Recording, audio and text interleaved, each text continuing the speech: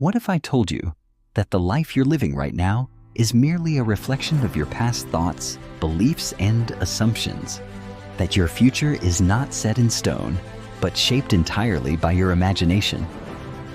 Neville Goddard, one of the most profound teachers of manifestation, reveals that the key to transforming your life lies in your ability to assume, feel, and experience your desires as if they are already true.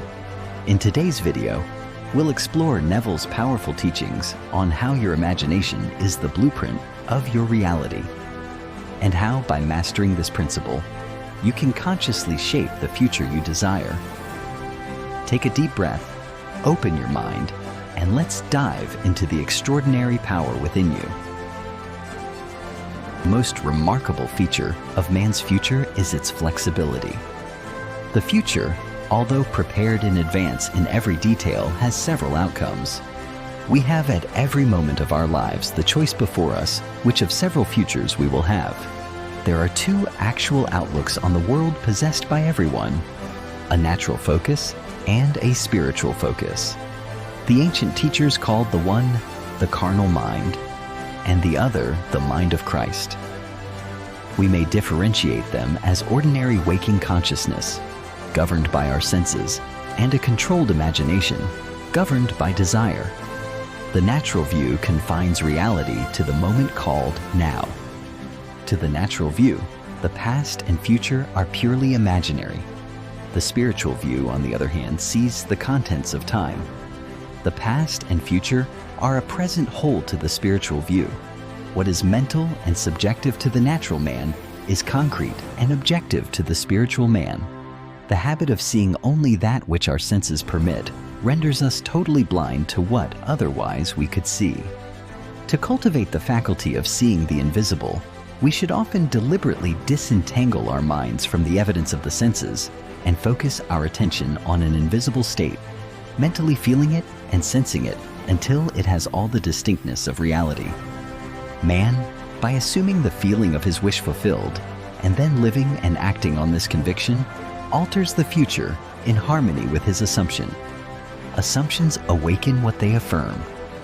As soon as man assumes the feeling of his wish fulfilled, his fourth dimensional self finds ways for the attainment of this end, discovers methods for its realization. I know of no clearer definition of the means by which we realize our desires than to experience in the imagination what we would experience in the flesh were we to achieve our goal. This imaginary experience of the end with acceptance wills the means. The fourth dimensional self then constructs with its larger outlook the means necessary to realize the accepted end. The undisciplined mind finds it difficult to assume a state which is denied by the senses. But here is a technique that makes it easy to call things which are not seen as though they were. That is, to encounter an event before it occurs. People have a habit of slighting the importance of simple things. But this simple formula for changing the future was discovered after years of searching and experimenting. The first step in changing the future is desire. That is, define your objective. Know definitely what you want. Secondly, construct an event in which you believe you would encounter following the fulfillment of your desire. An event which implies fulfillment of your desire, something which will have the action of self-predominant. Thirdly, immobilize the physical body and induce a condition akin to sleep by imagining that you are sleepy. Lie on a bed or relax in a chair. Then, with eyelids closed and your attention focused on the action end you intend to experience in imagination, mentally feel yourself right into the proposed action, imagining all the while that you are actually performing the action here and now. You must always participate in the imaginary action, not merely stand back and look on, but feel that you are actually performing the action so that the imaginary sensation is real to you. It is important always to remember that the proposed action must be one which follows the fulfillment of your desire. Also, you must feel yourself into the action until it has all the vividness and distinctness of reality. You do not visualize yourself at a distance in point of space, and at a distance in point of time, being congratulated on your good fortune. Instead, you make elsewhere here and the future now.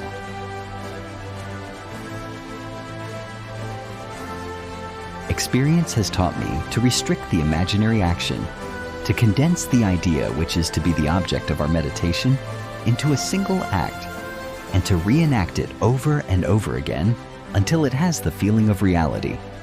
Otherwise, the attention will wander off along an associational track, and hosts of associated images will be presented to our attention, and in a few seconds, they will lead us hundreds of miles away from our objective in point of space and years away in point of time. Drowsiness facilitates change because it favors attention without effort, but it must not be pushed to the state of sleep, in which we shall no longer be able to control the movements of our attention, but a moderate degree of drowsiness in which we are still able to direct our thoughts.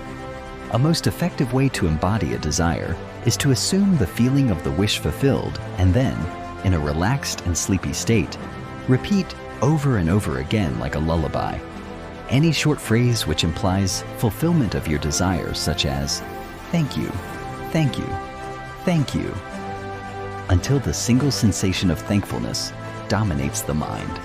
Speak these words as though you addressed a higher power for having done it for you. If, however, we seek a conscious projection in a dimensionally larger world, then we must keep the action going right up until sleep ensues. Experience in imagination. With all the distinctness of reality, what would be experienced in the flesh were we to achieve our goal, and we shall in time meet it in the flesh as we met it in our imagination. Feed the mind with premises, that is, assertions presumed to be true, because assumptions, though false, if persisted in until they have the feeling of reality, will harden into fact. To an assumption, all means which promote its realization are good.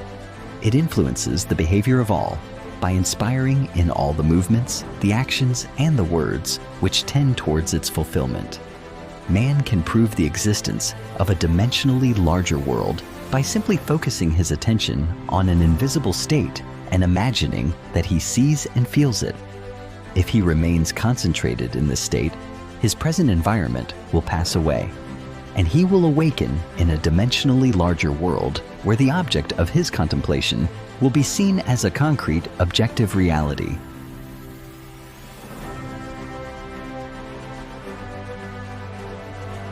If you found this video helpful, please give it a thumbs up, subscribe, and hit that notification bell for more content on manifesting your dreams.